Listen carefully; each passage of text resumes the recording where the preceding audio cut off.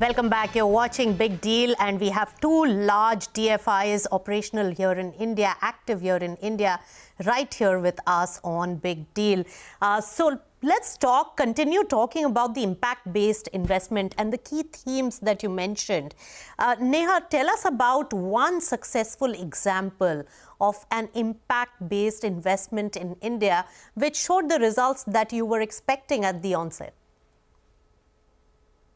Very difficult to pick, one investment when you have such a rich history of investments, such a long history of investments in a country like India. So maybe I'll probably do a disservice if I only pick one name, but I can, top of mind, a couple of the examples that come to mind. One is the MFI space, the microfinance space that I talked about, and IFC's role and IFC's sort of impact in that space, and how that space grew and the impact it has created, we all know about. Another example specifically that comes to mind is the affordable housing space, where one of our fund managers, large fund managers in India that we backed over the last decade or so, called Multiples, invested in a company called Vastu, and that was close to a decade ago. It's in the affordable housing space, one of the fastest growing companies, done extremely well. IFC's recently backed it on the direct side as well. And we saw the growth, even though it was an indirect investment, we saw the growth, we saw the impact that it has created over the last decade. Another such company, another such fund manager is Lighthouse, who's invested in many investments, but one of the companies that comes to mind is Bikaji Food, which is now a listed company. But when they invested, it was a company in Bikaner, one of the largest employers there, largely employing women. And it's now one of the largest, growing tremendously over the last 10 years, and has led to significant job creation, supply chain formalization, one of the largest ethnic foods or namkeen company in India today, and is listed on the bourses. Another example that comes to mind is GEF, the fund manager that we talked about earlier, and the investments that it has done in the resource efficiency space. Yes.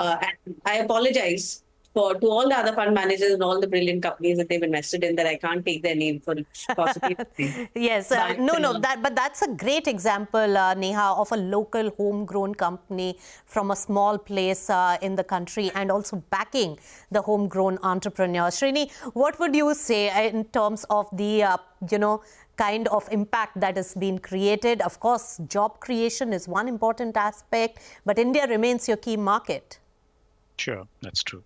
I mean, as Neha said, there are a lot of examples, and my apologies to a lot of fund managers. The one which is very close to my heart, and I've been seeing this more recently, is actually a dairy business called Akshay Kalpa, which is a fully integrated direct-to-consumer dairy brand in southern India. Akshay Kalpa increases sustainable and regenerative farming in India, which improves the nutritional impact of the dairy products, and also it's a certified organic milk provider. This company is doing well, of course. What the bigger problem in the company is the ability of the farmers to raise money from commercial banks and institutions and NBFCs, because of the fact that they don't have any kind of collateral.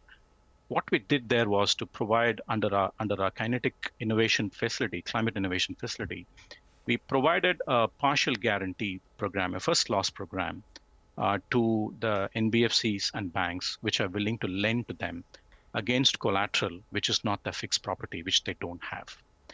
So this led to ideate and harness different pools of capital to design and implement innovative first loss default guarantee structure, which is managed by a company called FinReach, to provide access to finance to Akshay Kalpa farmers. What this has done is improve the farmers.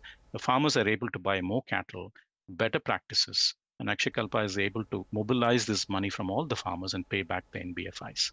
So what is critical here is our intervention in terms of impact. This is actual financial inclusion.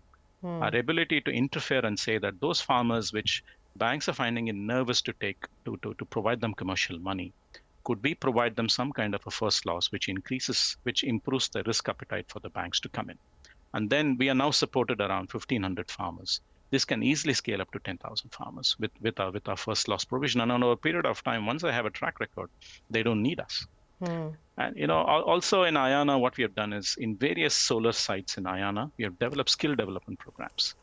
The training programs in various solar sites provides with a special focus on women, youth, and marginalized groups. They are providing skilling Right. vocational skilling.